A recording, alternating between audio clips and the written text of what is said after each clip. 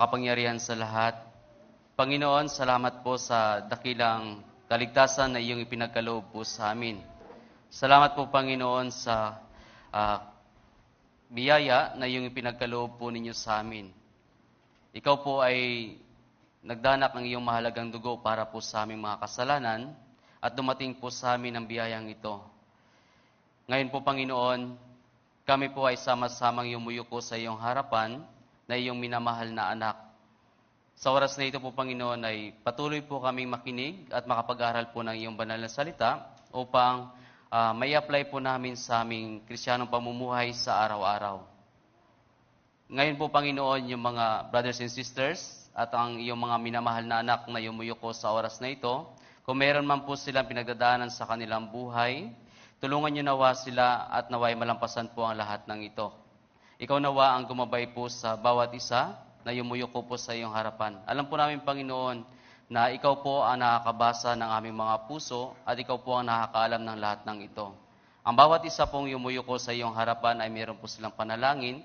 Naway, ang panalangin na ito po, Panginoon, tulungan niyo po sila na matupad ang kanilang panalangin sa iyong dakilang pangalan. Lalo-lalo na po, Panginoon, yung may mga mahal sa buhay na mayroon pong karamdaman sa pisikal na pangangatawan. Naway tulungan niyo po ang bawat isa at naway ang kanilang espiritual na kalagayan sa iyong harapan ay tulungan niyo na rin po, Panginoon, upang makarating po sa pagkakilala ng katotohanan at sila din po ay makasama po namin sa iyong banal na gawain.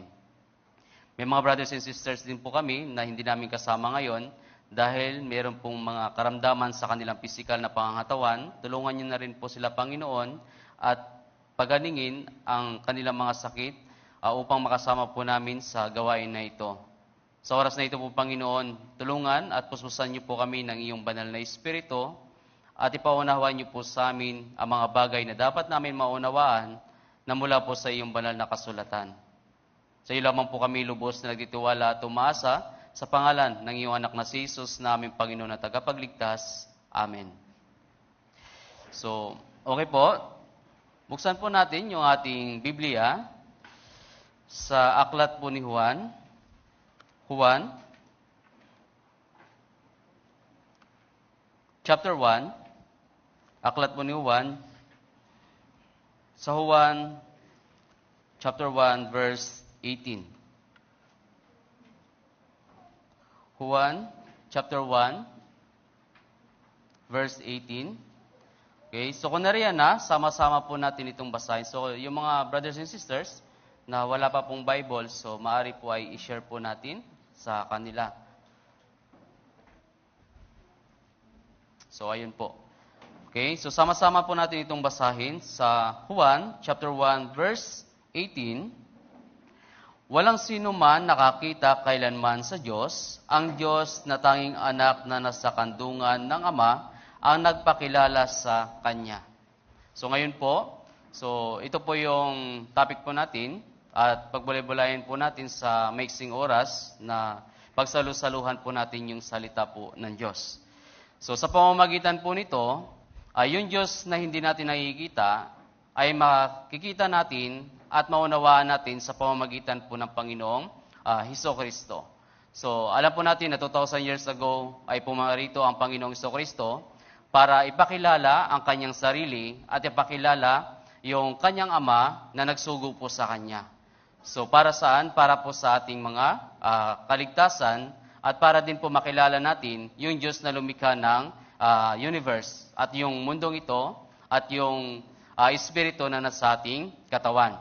Kaya yung Diyos na hindi nakikita, makikita natin sa pamamagitan po ng Biblia at makikita natin sa pamamagitan ng ginawa ng Panginoong Hesukristo para po sa atin at para po sa ating pananampalataya na maging matibay sa harapan po ng Diyos simula nang tayo ay naligtas. Kaya dito sa talatang ito, sinasabi, walang sino man nakakita kailanman sa Diyos, ang Diyos na tanging anak na nasa kandungan ng Ama ang nagpakilala sa Ama. So, ang Panginoong Hesukristo lamang ang magpapatunay na ang kanyang Ama o yung Diyos na hindi natin nakikita ay siya magpapatunay na siya ang lumikha ng lahat ng bagay na nakikita natin dito sa mundong ito. And then yung mga stars, yung mga universe na hindi natin nakikita natin sa panahon po natin ngayon. Kaya nga yung creation po ng Diyos ay makapangyarihan sa pamamagitan po ng kanyang salita. Makapangyarihan sa pamamagitan po ng kanyang salita. Kaya lahat ng bagay na nakikita po natin ay nangyari po ito sa pamamagitan po ng salita po ng Diyos. Kaya nga dito sa Juan chapter 1, so basahin po natin. Sa simula ang salita at ang salita ay kasama ng Diyos at ang salita ay Diyos. Kaya sa pasimula, ang salita ng Diyos. Di ba? Sa pamamagitan po ng kanyang creation. And then, sa pamamagitan ng kanyang salita, kasama po yung Diyos. Kasama po yung Diyos. Kaya sa pamamagitan nito, yung banal na salita ng Diyos na nasa harapan po natin, ay kasama po natin yung Diyos. Kaya sa oras na ito, ay nakikinig din po yung Diyos at sinasamahan tayo at ipauunawa po sa atin yung kanyang salita. Kaya nga, pumarito ang Diyos sa katawang tao ng Panginoong Jesucristo upang para po sa makilala natin yung Diyos. Kaya dito sa 1 chapter 1 verse 14, sabi po dito, at naging tao ang salita at tumahang kasama namin at nakita namin ang kanyang kaluwalhatiang gaya ng sa tanging anak ng Ama, puspos ng biyaya at katotohanan. Kaya sa pamamagitan nito, sabi, naging tao ang salita. Kaya pumarito ang Panginoong Jesucristo, so 2,000 years ago na po ang nakalipas, para ipakilala sa atin yung Diyos na hindi natin nakikita.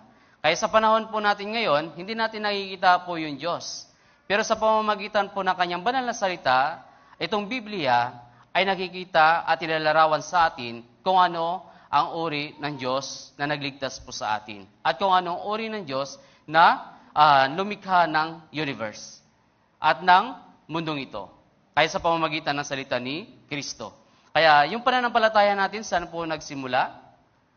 Sa pakikinig, di ba? Sa pakikinig nagsimula ang ating pananampalataya. Kaya ang isang Kristiyano, patuloy pa rin po sa pakikinig ng salita ni Kristo upang maunawaan at malaman niya yung nilalaman at kalooban ng kanyang Ama. So bawat isa po sa atin ay mayroon na pong tinatawag na Ama. Ito yung Diyos na lumikha ng mundong ito. Kaya dito, babasahin ko po muli. At naging tao ang salita at tumahang kasama namin at nakita namin ang kanyang kaluwalhatiang gaya ng sa tanging anak ng Ama, puspos ng biyaya at katotohanan. Kaya nga ang Panginoong Jesucristo ay nangaral siya sa mundong ito para sa kaligtasan ng lahat ng mga tao. Kaya ang biyayang ito ay dumating po sa atin lahat. Dumating po sa atin lahat. Maraming bagay na pinakita ang Panginoong Jesucristo nung siya ay nabubuhay sa mundong ito. Di ba? Nagpabuhay ng mga patay, nagpagaling ng mga may sakit, and then, yung mga bulag ay nakakita. Kaya tayo din po dati ay mga bulag po, spiritual sa Diyos. Pero sa pamamagitan ng tulong at gabay ng banal na Espiritu, ay ginagabayan niya tayo upang mas lubos natin makita at maunawaan yung Diyos na nasa Biblia. Kaya wag po tayo maging kagaya po ni Felipe, na kahit kahit kasama natin ang Diyos, ay naging bulag siya sa spiritual na bagay. Kahit kasama niya ang Panginoong Jesucristo, hindi niya pa rin maunawaan na sa pamamagitan ng Panginoong Jesucristo ay nakikita niya yung Diyos. Kaya sa pamamagitan ng Panginoong Jesucristo, tinanong ng Panginoong Jesucristo si Felipe.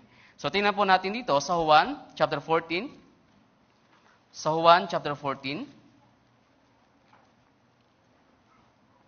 Verse 8 hanggang 9.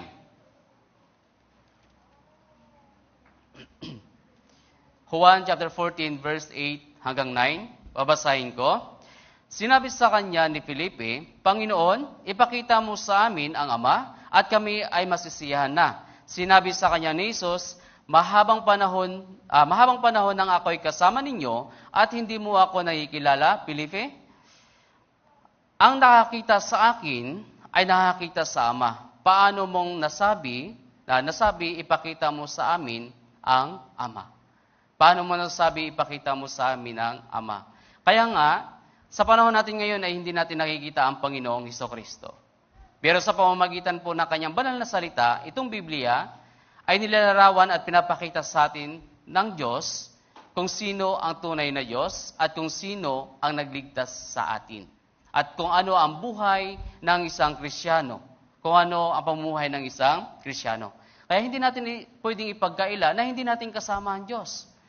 Ang Diyos ay nananahan sa bawat isa po sa atin. Huwag tayo maging kagaya ni Felipe na hindi nakilala yung Diyos. Pero dito sa pamamagitan nito, sabi dito, mahabang panahon nang ako'y kasama ninyo at hindi mo ako nakikilala, Felipe. Ang nakakita sa akin ay nakakita sa Ama. So, ilang taon na po kayong saved?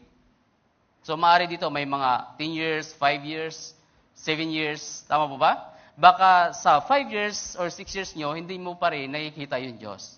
Di ba? Hindi mo pa rin nakikita yung Diyos. Pero sa pamamagitan po nito, sa talatang ito, ay nakikita natin sa pamamagitan po ng kanyang salita. Kaya nga ano po ang sabi dito sa chapter 10, sa Juan chapter 10 verse 30, sabi po dito, ako at ang Ama ay iisa. Ako at ang Ama ay iisa. So ibig sabihin, sa sinasabi po ni Felipe, hindi niya naunawaan kung ano po ang sinasabi po ng Panginoong Hesukristo. Kung ano ang nakikita ninyo sa akin, yun din ang Ama. Di ba? Yun din ang Ama. Pero gusto ni Felipe makita niya po mismo yung Ama. Kaya sa pamamagitan ng Panginoong Hesukristo, doon po pinapatunayan na ang Panginoong Hesukristo, yung Diyos, ay pumarito sa sanlibutan ito sa pamamagitan ng katawan ni Kristo. Para sa makilala po natin yung Diyos na lumikha ng mundong ito. Kaya dito, verse 31, kaya ito po yung sinasabi ng mga Hudyo.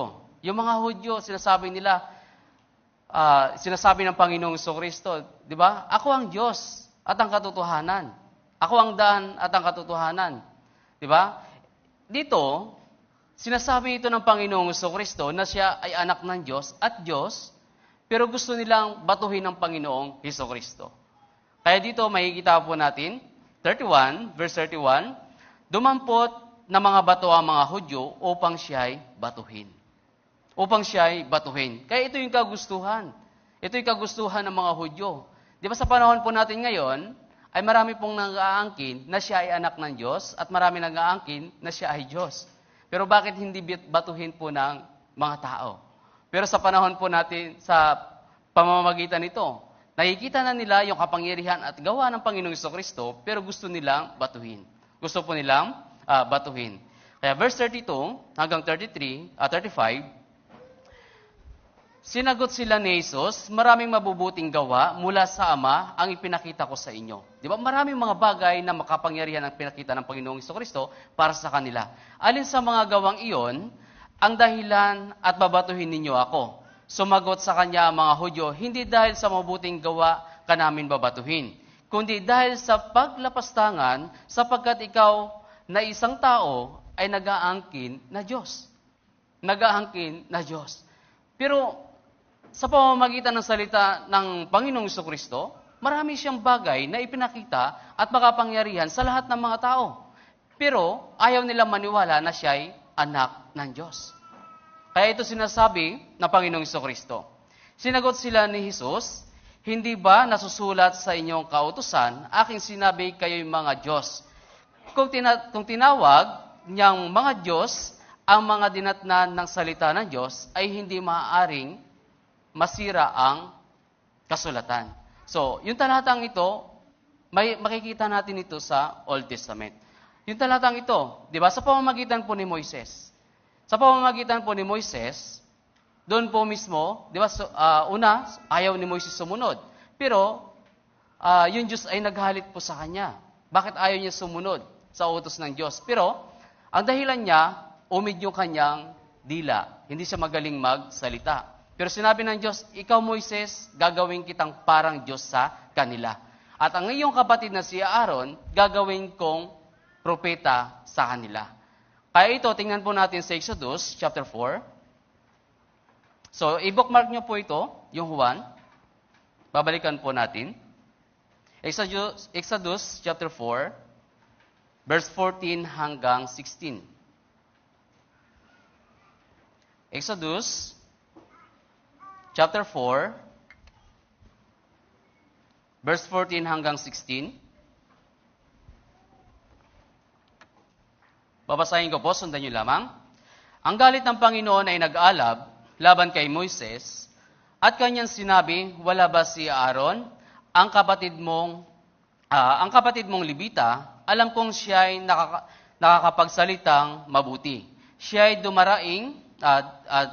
dumarating upang salubungin ka, pagkakita niya sa iyo ay matutuwa ang kanyang puso. Ikaw ay magsasalita sa kanya at iyong ilalagay sa kanyang bibig ang mga salita. At ako'y sa iyong bibig at sa kanyang bibig. Aking ituturo sa inyo kung ano ang iyong gagawin. Verse 16, basahin po natin. Siya ang magiging tagapagsalita mo sa mga tao. Siya ay magiging bibig para sa iyo at ikaw ay magiging parang Diyos sa kanya. So dito, parang Diyos sa kanya. Kaya sa pamamagitan po ni Moises, ito po yung dinadala-dala ng mga Hudyo, ng mga matataas na nakakilala at yung nakakabasa ng salita ng Diyos. Gusto nila maging Diyos. Kaya dito, sa talatang ito, si Moises, sabi po ng Diyos, ikaw ay magiging parang Diyos sa kanila. Salita. Kaya nga, alam po natin yung kwento doon po sa Egypt. So, 10 salot na ibinigay po ng Diyos para sa mga Ehipto. Sa pamamagitan po ni Moises. Di ba po? Kaya doon po mismo, pinakita yung kapangyarihan ng Diyos. Kaya, chapter 7, verse 1, Exodus, chapter 7, verse 1. Exodus, chapter 7, verse 1. So sabi po dito, sinabi ng Panginoon kay Moises, tingnan mo, ginawa kitang bilang Diyos kay Paraon at si Aaron na iyong kapatid ay magiging iyong propeta. So kung ano yung sinasabi niya kay Aaron, so yun din po ang sinusunod po ni Aaron. Ginawa kitang Diyos para sa kanila. Kaya yung kapangyarihan ng Diyos, ang kapangyarihan ng Diyos ay maraming pinakita sa pamamagitan po ni Moises. Sa pamamagitan po ni Moises. Ganon din po ang Panginoong Jesucristo. Nung dumating siya sa mundong ito, marami rin pong kapangyarihan na ginawa niya para po sa Panginoon. Para makilala ng lahat ng tao yung Diyos na hindi nakikita. So balik po tayo doon sa Juan, chapter 10. Sa Juan, chapter 10. Verse 36 hanggang 38. Sa Juan, chapter 10, verse 36 hanggang 38. So babasahin ko. Sinabi ba ninyo tungkol sa kanya na hinira ng Ama at sinugo sa sanlibutan, ikaw ay lumalapastangan sapagkat sinabi ko, ako ay anak ng Diyos. Kung hindi ko ginagawa ang mga gawa ng aking Ama, ay huwag kayong sumampalataya sa akin. Subalit kung ginagawa ko, kahit hindi kayo sumampalataya sa akin, ay sumasampalataya kayo sa mga gawa, upang inyong malaman at maunawaan na ang Ama ay nasa akin at ako'y nasa Ama. So ito po mismo ay hindi nila nauunawaan yung ginawa ni Moises doon po sa Ehipto. Yung hindi nila naunawaan yung ginawa ni Moises doon sa Ehipto, so sa pamamagitan ni Moises, marami siyang pinakitang makapangyarihan sa pamamagitan po ng Diyos. Pero sa pamamagitan din po nito ng Panginoong Jesucristo, ay hindi rin po nila maunawaan kung bakit inaangkin ng Panginoong Jesucristo na siya ay anak ng Diyos, na siya ay Diyos. Pero marami siyang bagay na pinakita ng mga himala. Kagaya rin po ni Moises. Di ba maraming makapangyarihang ginawa, pero naniwala yung mga tao roon sa mga kapangyarihang ginawa. Pero sa pamamagitan ng Panginoong Jesucristo, ay hindi po nila nakilala yung Diyos. Hindi nila nakilala yung Diyos. Kaya nga pinatay nila ang Panginoong Jesucristo. Gumagawa sila ng paraan para mahuli ang Panginoong Jesucristo at patayin. Kaya dito sa Mateo chapter 22, Mateo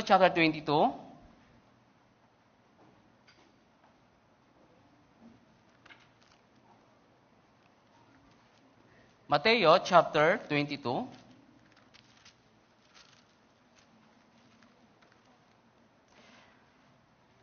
verse 32. So basahin po natin. Ako ang Diyos ni Abraham, ang Diyos ni Isaac, at ang Diyos ni Jacob.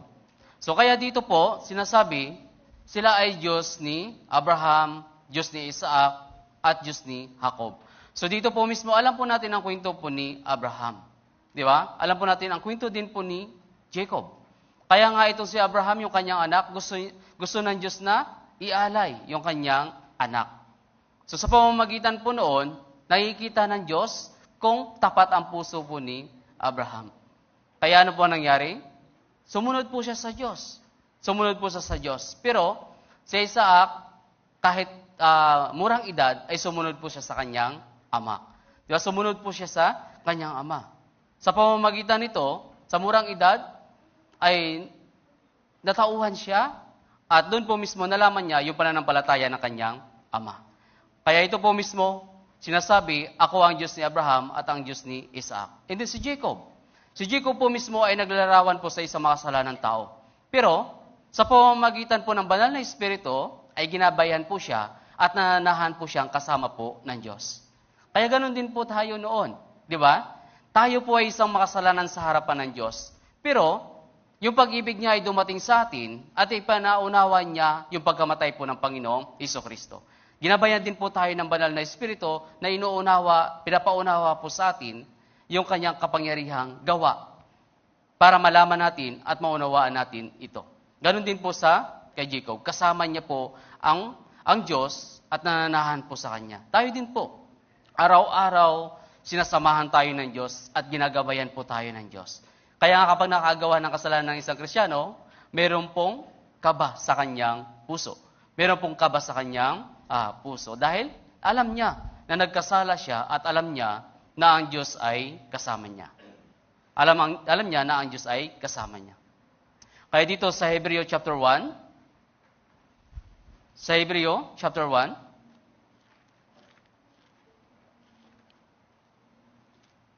verse 1 hanggang 3. Hebreo chapter 1, verse 1 hanggang 3. Sabi po dito, noong unang panahon, ang Diyos ay nagsalita sa ating mga ninuno sa iba't ibang panahon at iba't ibang paraan sa pamamagitan ng mga propeta. So nakita po natin, maraming mga propeta sa Old Testament at marami rin sugo ni Kristo dito po mismo sa New Testament na pinatutunayan na nagsasalita sila sa pamamagitan ng katotohanan at sa pamamagitan ng kapangyarihan po ng Diyos. Verse 2, subalit sa mga huling araw na ito ay nagsalita siya sa atin sa pamamagitan ng anak na kanyang itinalagang tagapagmana ng lahat ng mga bagay na sa pamamagitan din niya'y ginawa ang mga sanlibutan. Siya ang kaningningan ng kaluwalhatian ng Diyos at tunay na larawan ng kanyang likas at kanyang inaalalayan ang lahat ng mga bagay sa pamamagitan ng kapangyarihan ng kanyang salita. Nang magawa na niya ang paglilinis ng mga kasalanan, siya ay naupo sa kanan ng kamahalan sa kaitaasan. So sabi dito, sa verse 2, subalit sa huling araw na ito ay nagsalita siya sa atin sa pamamagitan ng anak ni Kristo. Sa pamamagitan ng anak. Ito ang Panginoong Hesukristo. Kaya sa pamamagitan din po ng mga pastor, ng mga mangangaral, so pinapatunayan din kung ano po yung ginawa ng Panginoong Hesukristo. Kaya nga dito, subalit sa mga huling araw. Nasaan na po ba tayo? Di ba nasa katapusan na po tayo ng panahon?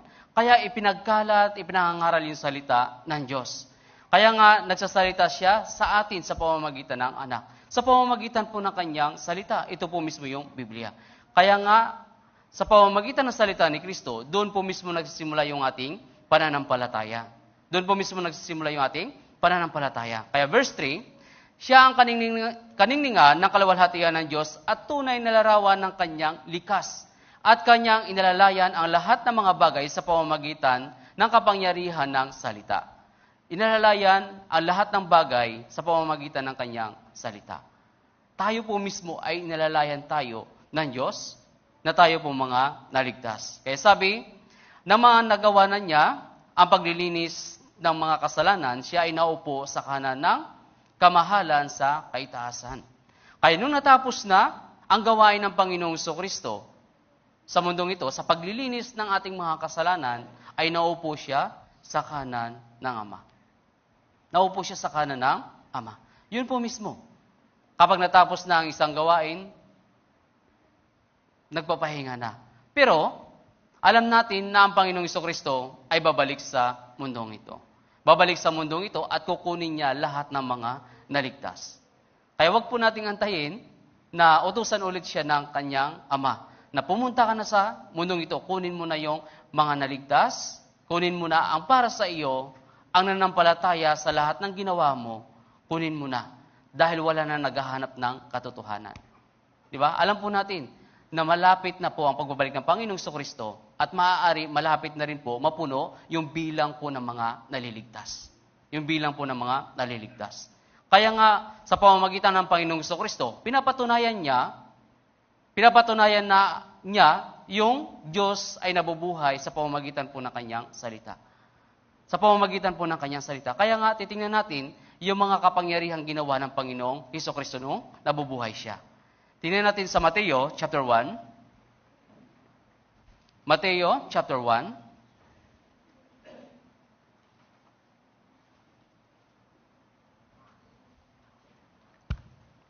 Mateo chapter 1, chapter 9, chapter 9, verse 1 and 2. Mateo chapter 9, verse 1 and 2.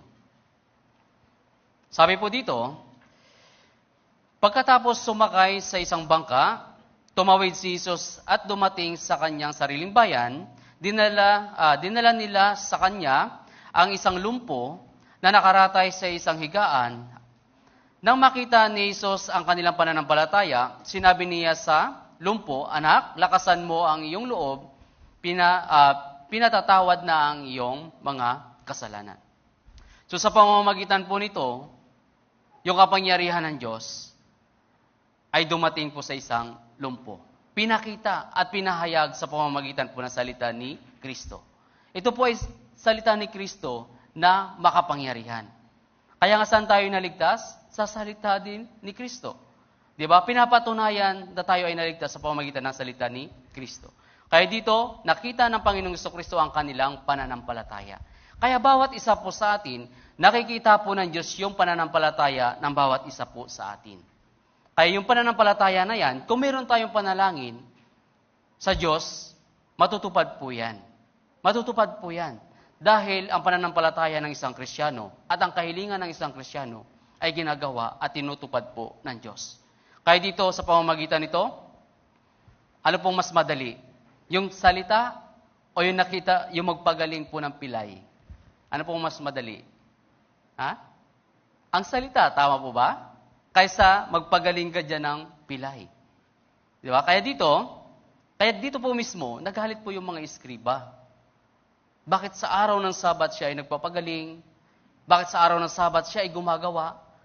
Pero alam natin yung araw ng Sabat na kailangan wala kang gagawin. Tama mo ba? Wala kang gagawin. Kaya nga, doon po mismo ay nagalit. Ibig sabihin, nilabag ng Panginoong Jesucristo ang kautusan nila. Kaya nga dumating siya sa kanyang sariling bayan, pero ano po ang nangyari? Siya po mismo ay tinanggihan ng kanyang sariling bayan. Tingnan pa po natin yung kanyang kapangyarihan na ginawa. Verse 3 hanggang verse 6, ang ilan sa mga eskriba ay nagsabi, nilapastangan ng taong ito ang Diyos. Ngunit, palibhasa ay alam ni Jesus ang kanilang mga iniisip, ay sinabi niya, bakit nag-iisip kayo sa inyong mga puso ng masama? Sapagkat alin ba ang mas madali? Ang sabihing pinatatawad na ang iyong mga kasalanan o sabihing tumindig ka at lumakad. Ngunit upang malaman ninyo na sa lupa ay may autoridad ang anak ng tao na magpatawad ng mga kasalanan. Kaya't sinabi niya sa lumpo, tumindig ka, buhatin mo ang iyong higaan at umuwi ka sa bahay mo. Kaya sa tingin po ninyo, alin pong mas madali? Di ba? Mas madali po magsabi na pinapatawad na ang iyong mga kasalanan. Kaya sa panahon po natin ngayon, kapag nagdala po kayo ng lumpo dito, pag hindi ko kayang pinagaling yan, anong mangyayari po sa inyo? Hindi po kayo maniniwala. Tama po ba? Hindi po kayo maniniwala. Kaya nga dito, sa pamamagitan ng salita ni Kristo, pinapatotohanan niya na siya ay namatay para po sa atin. Pinatotohanan niya na ang kanyang salita ay katotohanan. Pero, sa panahon ng mga iskriba, sabi, nilapastangan ng taong ito ang Diyos. Dahil inaangkin ng Panginoong Jesucristo na siya ay Diyos. Siya ay anak ng Diyos. Kaya doon po mismo ay nagalit po sila. Kaya dito nalaman ng Panginoong Jesucristo yung kanilang puso. Kaya sabi, ngunit palibhasa ay alam ni Jesus ang kanilang mga iniisip.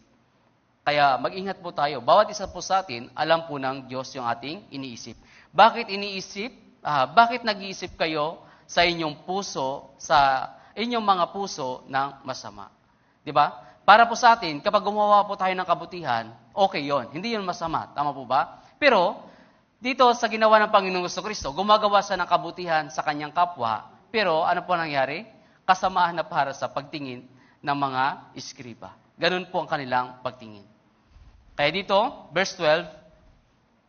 chapter 12, verse 13 at 15.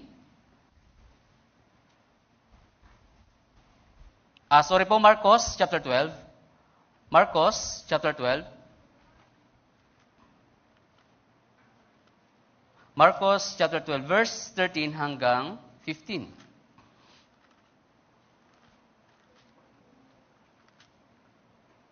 Marcos, chapter 12, verse 13 hanggang 15. Kanila naman sinugo sa kanya ang isang Fariseo at Herodiano upang siya ay mahuli nila sa pananalita. At nang sila ay lumapit, ay kanyang sinabi sa kanya, Guro, nalalaman naming ikaw ay tapat at hindi ka nangingimi kaninuman, sapagkat hindi ka nagtatanggi ng mga tao, kundi itinuturo mo ang daan ng Diyos ayon sa katotohanan. Matuwid bang magbayad ng buwis kay Caesar o hindi?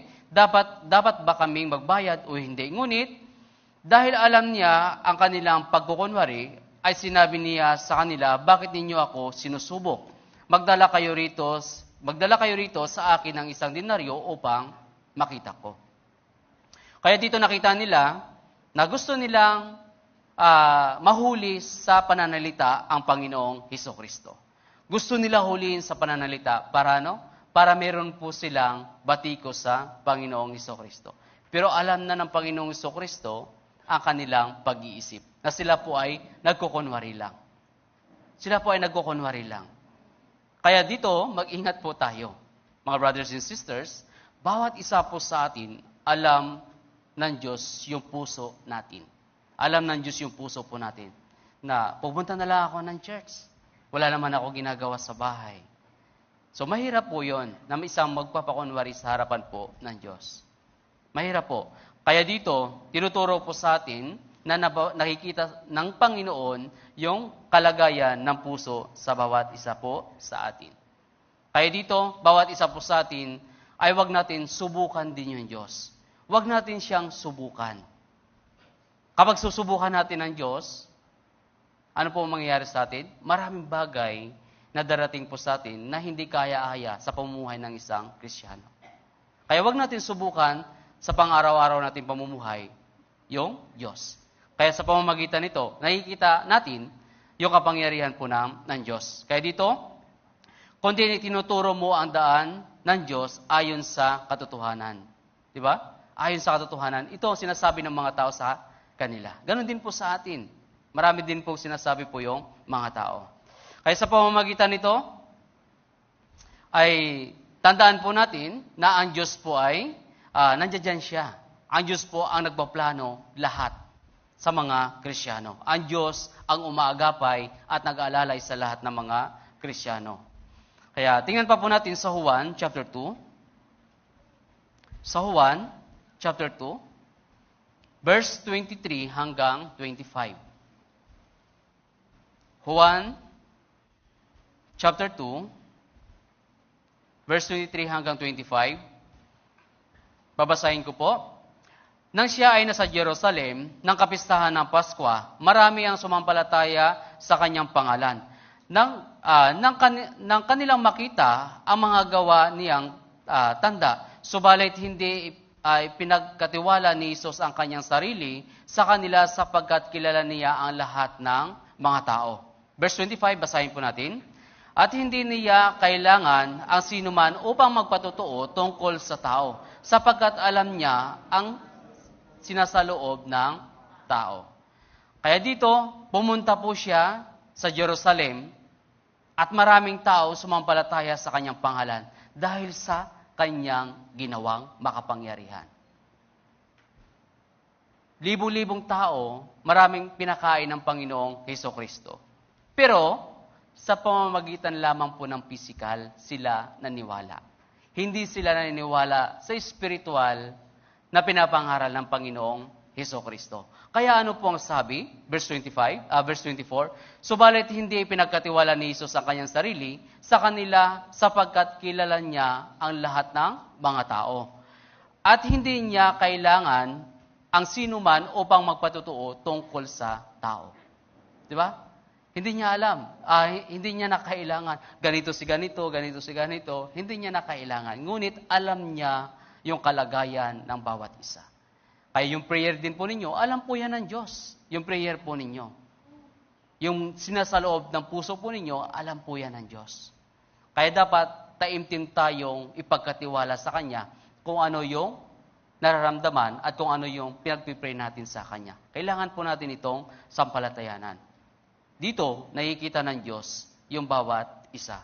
Muli ko mabasahin, verse 25, at hindi niya kailangan ang sinuman upang magpatotoo tungkol sa tao sapagkat alam niya ang sinasaloob ng tao. Alam ng Diyos. So, isa pa, upang makilala pa natin ng lubusan ang Diyos sa pamamagitan ng Panginoong Hesukristo, sa pamamagitan po nito, may kilala natin siya ng lubusan. Kaya Marcos chapter 4, verse 35 hanggang 41. Marcos chapter 4, verse 35 hanggang 41.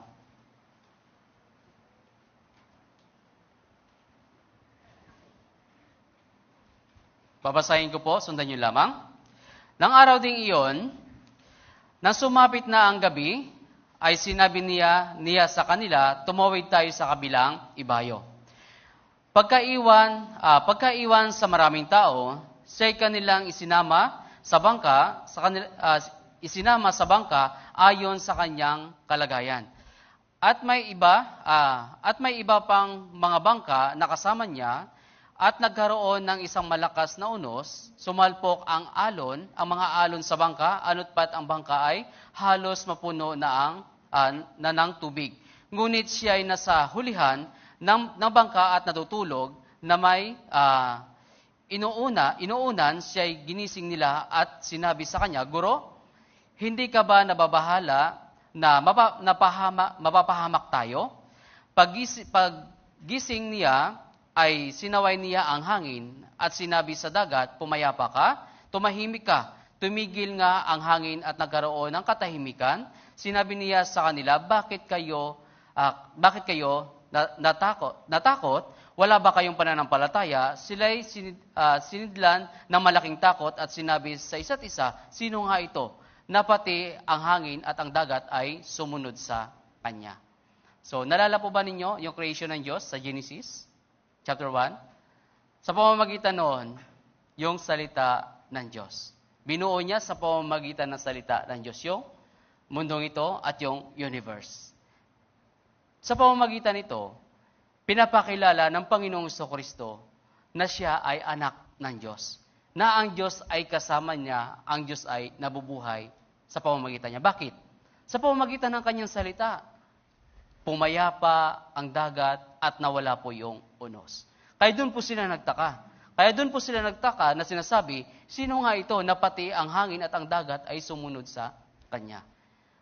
So kung nababasa nila yung Genesis na sinulat ni Moises, so maaari malaman nila at sasampalatayanan nila na ito nga ang anak ng Diyos. Kailan po nila nalaman na ito ay anak ng Diyos? Nung namatay na ang Panginoong Hesukristo. Pero sa pamamagitan nito, sa kapangyarihan ng salita ng Panginoong Hesukristo, dito na po sila nagtaka. Kaya dapat ganun din po tayo. Sa buhay po natin, ng kaligtasan at pananampalataya at buhay Kristiyano sa pamamagitan ng salita ni Kristo, doon po mismo ay dahan-dahan niya po tayo binabago. Dahan-dahan niya po tayo dinadala sa kanyang kalwalhatian at dahan-dahan niya tayo pinakilala yung Diyos sa pamamagitan po ng kanyang salita. Kaya minsan nag-aalala tayo. Tama po ba? Minsan nag-aalala tayo. Pero alam natin na kasama natin yung Diyos. Pero dapat, wag po tayo mag-alala, kagaya po nila, na maraming bagay na kapangyarihan na ginawa ang Panginoong Jesucristo para sa kanila, pero sa pamamagitan ng unos, ay nag-alala pa rin sila. Pero tingnan natin, ang Panginoong Jesucristo ay natutulog na mahimbing. Sa pamamagitan noon, na sinasabi, huwag kayong mag-alala, kasama niyo ako palagi. Ganon din po sa atin, sa bawat isa po sa atin. Huwag tayong mag-alala dahil ang Diyos ay kasama natin palagi. Araw-araw kasama natin ang Panginoong Jesucristo. Ang Diyos ay kasama natin, hindi tayo nag-iisa araw-araw. Tingnan pa po natin yung kapangyarihan na ginawa ng Panginoong Jesucristo. So Marcos chapter 5, verse 8 hanggang 10. So ito po ay patungkol sa pagpapalayas po ng demonyo. So Marcos chapter 5, verse 8 hanggang 10. Sabi po dito, sapagkat sinabi niya sa akin, lumabas ka sa taong iyan, ikaw na masamang espiritu, at tinanong siya ni Jesus, ano ang pangalan mo? Sumagot siya, Lehion ang pangalan ko, sapagkat marami kami. Nagmakaawa siya sa kanya na huwag siyang palayasin sa lupain. Nagmakaawa siya na huwag siyang palayasin sa lupain. So dito po, ang pangalan po ng isang demonyo ay Lehion. So ito po mismo, ang meaning po ng Lehion, siya po ay pinuno o army. Pinuno po siya ng isang army na mga demonyo. Kaya sinasabi niya po dito, sumagot siya, Lehion ang pangalan ko, sapagkat marami kami. So ibig sabihin siya ang army, pinuno ng isang hukbo ng mga demonyo. Kaya sinabi niya, sapagkat kami marami kami. So yun po yung meaning po dito. Sa pamamagitan nito, ay nagmamakaawa po sa kanya yung isang demonyo. Nagmamakaawa. Di ba? Sa pamamagitan nito, nakikita natin kung gaano kapangyarihan yung salita ng Diyos at yung kapangyarihan ng anak ng Diyos. Kaya sa pamamagitan nito, nakikita natin yung kanyang kapangyarihan. So isa pa. So sa panahon natin ngayon, ang isang patay ay mabubuhay pa ba? Sa panahon natin ngayon, once na tinanggalan na ng dugo? So, imposible. Tama po ba? Pero sa panahon ng Panginoong Jesucristo, kahit na sa loob po siya ng kabaong, ay binuhay po ito ng Panginoong Jesucristo. So, tingnan natin sa Juan. Dito, titingnan natin yung isang pananampalataya ng isang lalaki na galing po siya ng taga Capernaum. Galing po siya doon, at yung kanyang anak ay nasa bingit na po ng kamatayan. So titingnan po muna natin ito bago po yung ginawa ng Panginoon Jesucristo, yung bumuhay po sa patay. Sa Juan chapter 4, verse 46 hanggang 49. Juan chapter 4, verse 46 hanggang 49. So kanina na, babasahin ko po ito, sundan niyo lamang. Pagkatapos ay pumunta siyang muli sa Kana ng Galilea na doon kanyang ginawang alak ang tubig, at sa Capernaum ay naroon ng isang pinuno ng pamahalaan na ang anak na lalaki ay may sakit. Nang mabalitaan niya na si Jesus ay dumating sa Galilea mula sa Judea, pumunta siya roon at nakiusap sa kanya na siya ay pumunta at pagalingin ang kanyang anak na lalaki sapagkat siya ay malapit ng mamatay. Kaya't sinabi sa kanya ni Jesus, malibang nakakita kayo ng mga tanda at mga kababalaghan, ay hindi kayo manampalataya. Sinabi ng pinuno sa kanya, Ginoo, pumunta ka na bago mamatay ang aking anak. So sa pamamagitan nito, nakikita natin na yung isang anak na lalaki na pinuno ay meron pong sakit. Meron pong sakit. Pero ano po sinabi ng Panginoong Jesucristo? Malibang nakakita kayo ng mga tanda at mga kababalagan, ay hindi kayo manampalataya, sinabi ng pinuno sa kanya, Ginoo, pumunta ka na bago mamatay ang aking anak. So sa pamamagitan nito, ano pong sinabi ng Panginoong Kristo? Sa pamamagitan nito, kung meron tayong pananampalataya sa ating sarili, magagawa ng Diyos lahat, bawat isa po sa atin. Magagawa po ng Diyos. Kung meron po tayong pananampalataya sa Kanya. Kaya dito sa chapter 50, verse 50 hanggang 52, sabi dito, sinabi sa kanya ni Jesus, humayo ka na, ang anak mo ay mabubuhay. Pinaniwalaan ng lalaki ang salitang sinabi sa kanya ni Jesus at siya'y humayo at kanyang lakad. Humayo siya. Sinampalatayanan niya yung ginawa ng yung salita ng Panginoong Hesukristo sa kanya. Habang siya'y pumunta, sinalubong siya ng kanyang alipin na nagsasabi, ang kanyang anak ay ligtas na. Verse 52, basahin po natin. Kaya't itinanong niya sa kanila ang oras, ang siyang nagsimulang gumaling, at sinabi nila sa kanya, kahapon ng ika-isa ng hapon, nawalan siya ng lagnat. So anong oras po ito?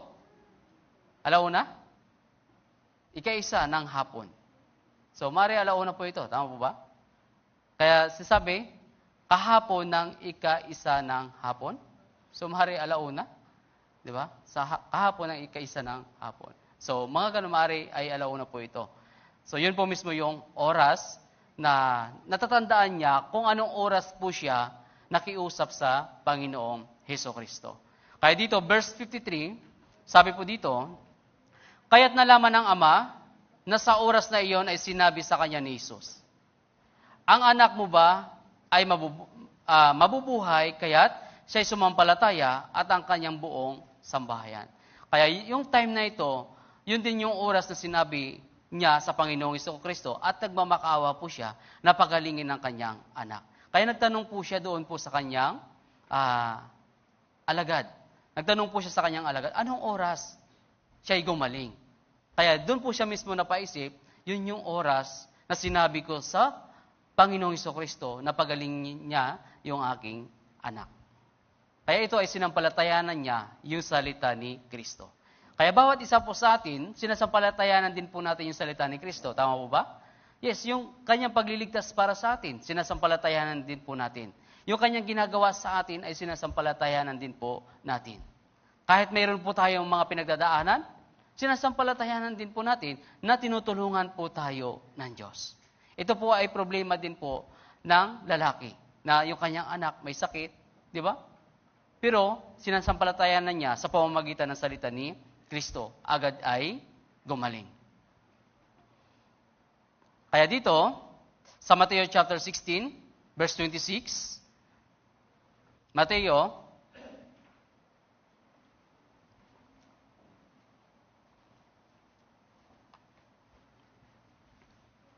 chapter 16, verse 26. So, babasahin ko po, sundan niyo lamang. Sapagkat ano ang mapapakinabang ng tao kung makakamtan niya ang buong sanlibutan, ngunit mawala naman ang kanyang buhay, o ano ang ibibigay ng tao na katumbas ng kanyang buhay. Kaya doon po mismo sa pamamagitan ng anak ng isang makapangyarihan sa namumuno sa pamahalaan, so doon po mismo sinasabi ng Panginoong Hesukristo na alin ba ang mahalaga? Yung buhay ng isang tao o yung kayamanan sa mundong ito?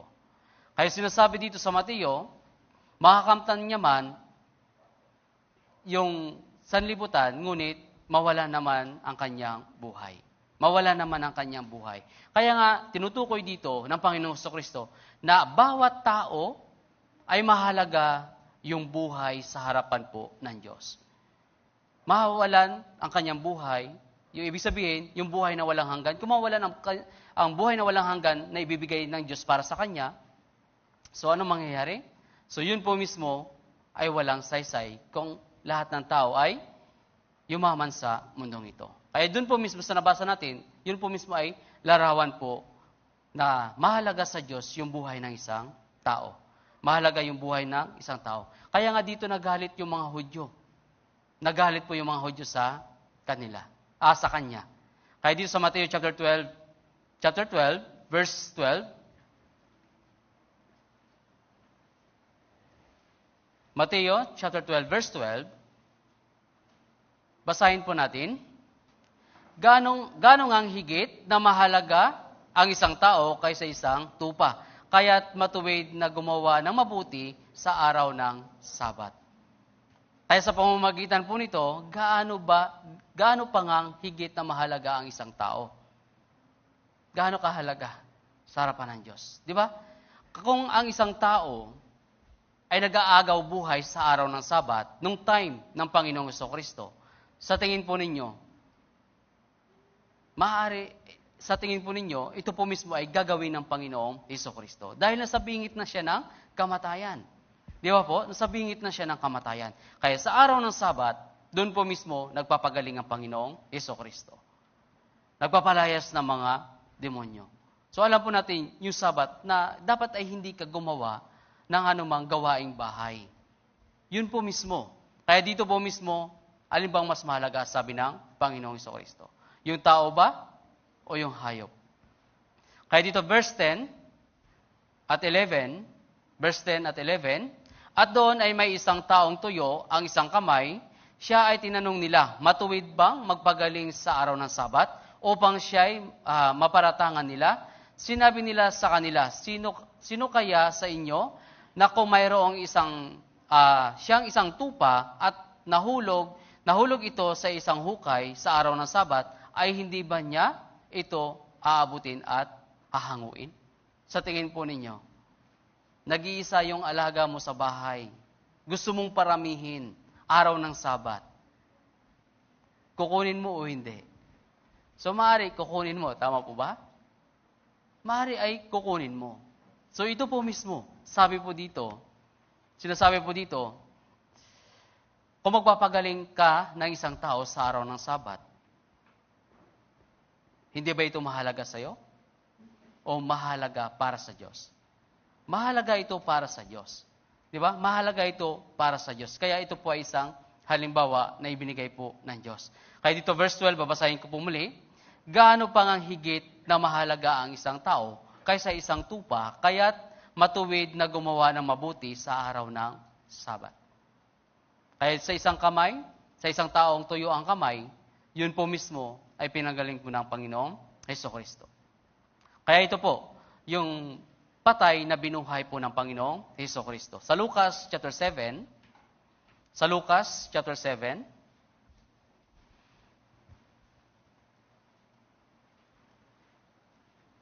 Lucas chapter 7, verse 11, verse 11 hanggang 13.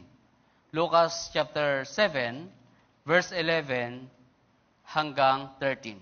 Babasahin ko, sundayin lamang. Kinabukasan, siya ay tumuloy sa isang bayan na tinatawag na Nain, kasama ang kanyang mga alagad at ang napakaraming tao.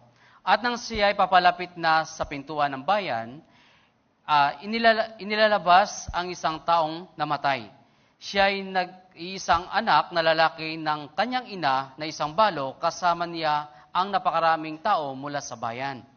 Namakita siya ng Panginoon, siya ay nahabag sa isa sa balo at sinabi rito, huwag kang umiyak. Huwag kang umiyak. Verse 14, siya'y lumapit at hinipo ang kabaong at ang mga nagbubuhat ay tumigil at sinabi niya, binata, sinasabi ko sa iyo, bumangon ka. Sinasabi ko sa iyo, bumangon ka. Ito po ay isang makapangyarihang salita ng Diyos. Sa isang patay, sa panahon natin ngayon, binabalsa mo na, wala ng dugo. Tama po ba? Nakaratay sa isang kabaong. Pero, hinipo ng Panginoong Jesucristo yung kabaong at ito ay nabuhay. Di ba po? Isang himala na ginawa ng Panginoong Jesucristo. Isang himala na makapangyarihan na ginawa ng Panginoong Jesucristo. Tayo din, dati tayo ay patay, pero binuhay tayo sa pamamagitan ng kanyang salita. Dati tayo patay, binuhay tayo sa salita ng Panginoong Jesucristo. Di ba? Sa panahon natin ngayon, kaya po ba natin magbuhay ng isang patay na nasa kabaong na? Hindi. Hindi na po kaya. Di ba po? Kaya dito, pinapakita sa atin ng Diyos yung kanyang makapangyarihang salita sa pamamagitan ng Panginoong Hesus-Kristo. Yung Diyos na hindi natin nakikita sa panahon po natin ngayon. So, tingnan natin yung pag-ibig po ng Diyos sa Roma chapter 5. Sa Roma chapter 5, verse 8. Roma chapter 5, verse 8. So, basahin po natin ang sama-sama. Subalit, pinatutunayan ng Diyos ang kanyang pag-ibig sa atin na nung tayo makasalanan pa, si Kristo ay namatay para sa atin. So, nung nabubuhay pa ang Panginoong Kristo, marami siyang makapangyarihang ginawa at marami rin pong sumampalataya sa kanyang ginawa. Pero sa panahon po natin ngayon, nakikita at nalalaman natin yung ginawa ng Panginoong Kristo para po sa atin. Namatay siya para po sa atin. Kaya nga dito sinasabi, pinatutunayan ng Diyos ang kanyang pag-ibig sa atin na noong tayo'y mga makasalanan pa, si Kristo ay namatay para sa atin. Si Kristo ay namatay para sa atin. Sinasakop po tayo dati ng mundong ito at ng dyablo na puno ng kasalanan yung ating puso. Pero, sabi, pinatunayan ng Diyos ang kanyang pag-ibig sa atin. 2,000 years ago, pinatunayan ito ng Panginoong Hesus-Kristo. Namatay siya sa cross para sa atin. And then yung kanyang salita ay dumating sa atin. At ito rin po mismo ay pinatutunayan ng kanyang salita. Ito po yung Biblia. Na sinasampalatayanan natin yung kanyang ginawa para sa atin. Na nilinis niya tayo sa pamamagitan ng kanyang mahalagang dugo. Nilinis niya po tayo. Kaya verse 5, basahin din po natin. At hindi tayo binigo ng pag-asa sapagkat ang pag-ibig ng Diyos ay binuhos sa ating mga puso sa pamamagitan ng Espiritu Santo na ibinigay sa atin. Kaya dumating sa atin ang salita ng Diyos at tinutulungan tayo na maunawaan yung salita ng Diyos. Pinatutunayan ito sa atin ng Diyos nung siya ay namatay sa cross. Kaya nga dito po mismo, ito po yung hindi naiintindihan ng mga iskriba at mga Fariseo. Na ako'y mamamatay para sa inyo, para linisin ko ang inyong mga kasalanan. Pero ano pong sinasabi? Kasinungalingan ng iyong sinasabi. Meron kang isang demonyo. Kaya yun po mismo, sinabi ng Panginoong Kristo sa kanila, marami kayong alam sa salita ng Diyos. Ngunit, hindi ninyo nililinis ang inyong sarili. Hindi ninyo nililinis ang inyong sarili. Kaya anong sabi ng Panginoong Kristo sa kanila? Mateo chapter 23. Mateo chapter 23.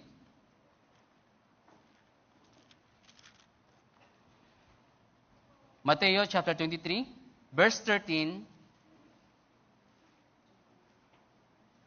hanggang 16. So babasahin ko po, sundan niyo lamang.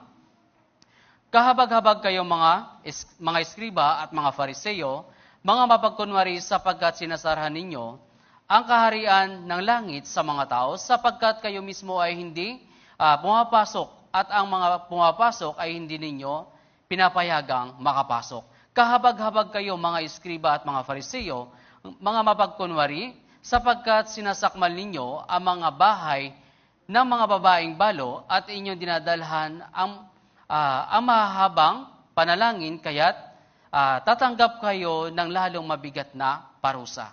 Kahabag-habag kayo mga eskriba at mga Fariseo, mga mapagkunwari sapagkat nilalakbay ninyo ang dagat at ang lupa upang magkaroon ng isang may hikayat at kung siya'y nahihikayat na may ginagawa ninyo siyang makalawang ulit pang-anak ng impyerno kaysa inyong mga sarili. Verse 16, kahabag-habag kayong mga bulag na taga-akay na nagsasabi, kung pinanumpa ninuman ang templo, ay wala kayong kabuluhan, ngunit kung ipinanumpa ninuman ang ginto ng templo, ay siya ay may pananagutan. Kaya sabi dito, kahabag-habag kayo. Sa panahon natin ngayon, nabasa natin kanina yung isang balo, at yung balo dito, nabasa rin po natin, yung isang babaeng balo. Di ba sa panahon po natin ngayon, maraming mahabang panalangin sa isang patay. Tama po ba?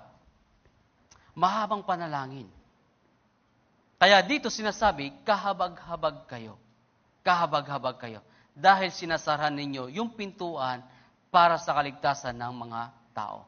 Dahil binubulag nila sa sarili nilang pamamaraang gawa. Hindi po mismo sa pamamaraang gawa ng Diyos.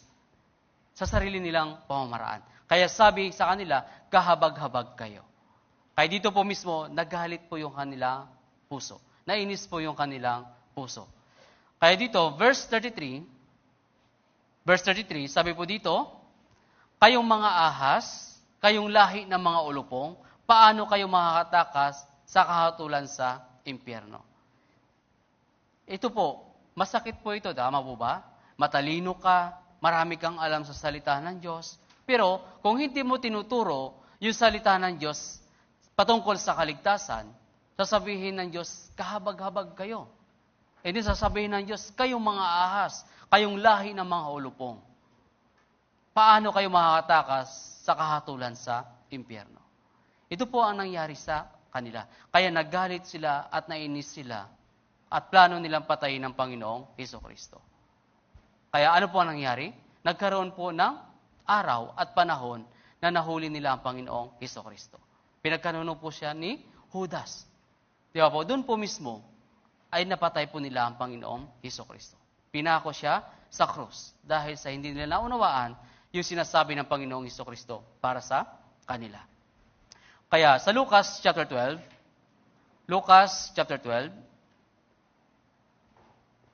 verse 4 hanggang 5, Lucas chapter 12, verse 4 hanggang 5, babasahin ko po. Sinasabi ko sa inyo, mga kaibigan ko, huwag kayong matakot sa mga pumapatay ng katawan na pagkatapos ay mawala na silang magagawa. Subalit, ipapakita ko sa inyo kung sino ang inyong dapat katakutan. Katakutan ninyo siya na pagkatapos pumatay ay may kapangyarihang magtapon sa impyerno. Oo, sinasabi ko sa inyo, siya ang inyong katakutan. Kaya nga po dito, sinasabi po sa atin ng Diyos kung sino yung dapat nating katakutan. Yung tao ba o yung Diyos po mismo? Yung tao ba o yung Diyos po mismo? Yung Diyos po mismo. Kaya nga, ipinapangaral natin yung salita ng Diyos sa lahat ng mga tao. Huwag tayong matakot. Huwag tayong mahiya.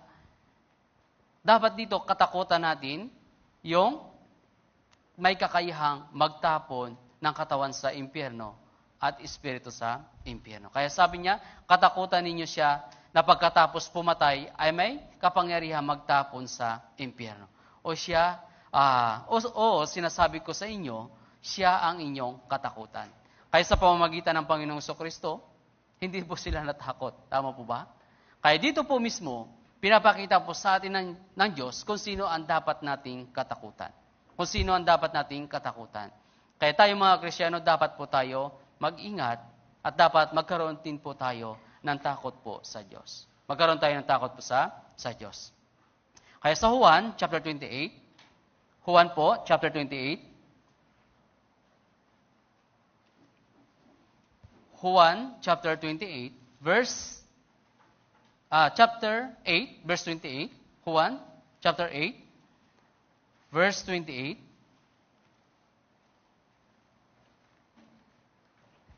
basahin po natin. Sinabi ni Jesus, kapag naitaas na ninyo ang anak ng tao, saka ninyo makikilala na ako nga siya. At wala akong ginagawang mula sa aking sarili, kundi sinabi ko ang mga bagay ayon sa itinuro sa akin ng Ama. Kaya nung pumarito ang Panginoong Hesukristo sa mundong ito, itinuro niya sa lahat ng mga tao patungkol po sa kaligtasan at patungkol po sa Diyos na hindi nakikita. Kailan ito? Sabi dito, kapag naitaas na ninyo ang anak ng tao. Kaya nakita natin na ang Panginoong Hesukristo ay walang kasalanan. Di ba? Kahit hanggang sa kamatayan, wala siyang reaksyon sa kanyang sarili. Pakawalan niyo ako.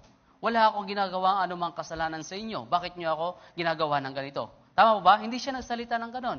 Ngunit pinapaubaya niya yung kanyang sarili hanggang sa kamatayan para maintindihan ng lahat ng mga tao yung ginagawa ng Diyos para po sa Kanya. Kaya nung itinaas ang Panginoong Jesucristo sa krus, doon po mismo naintindihan nito na ang taong ito ay anak nga ng Diyos.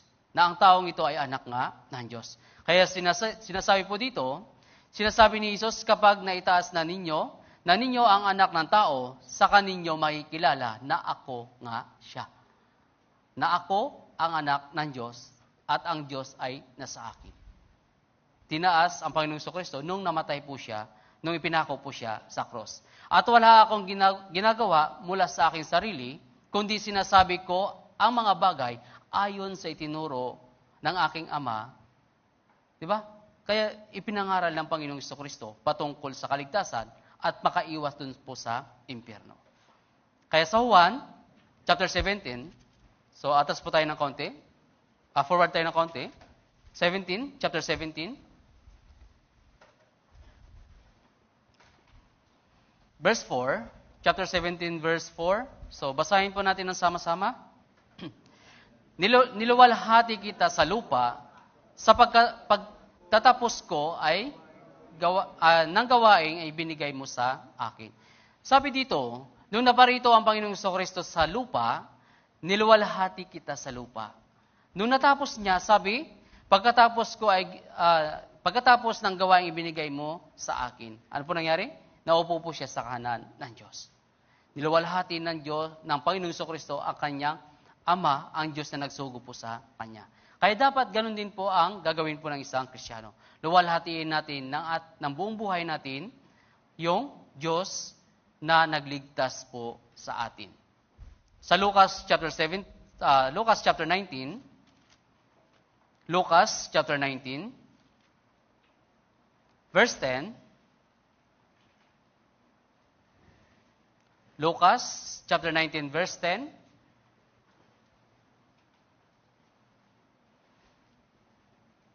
basahin po natin, sapagkat ang anak ng tao ay dumating upang hanapin at iligtas ang nawala. Iligtas ang nawala. Sino po ito? Isa po tayo doon. Di ba po? Isa po tayo doon na nakatanggap ng kaligtasan at naghanap tayo sa katotohanan. Kaya sapagkat ang anak ng tao ay dumating upang hanapin at iligtas ang nawawala. Isa tayo doon sa mga nawawala. At hanggang ngayon ay nananatili tayo sa pakikinig ng salita ng Diyos at hanggang ngayon ay niluluwalhati natin yung ginawa ng Diyos habang tayo ay nabubuhay dito sa mundong ito. Kaya dapat, ang gagawin po natin, buong buhay natin, luwalhatiin po natin yung Diyos. Kaya sa 1 Korinto, chapter 9, so last verse po, 1 Korinto, chapter 9, verse 22, 1 Korinto, chapter 9, verse 22.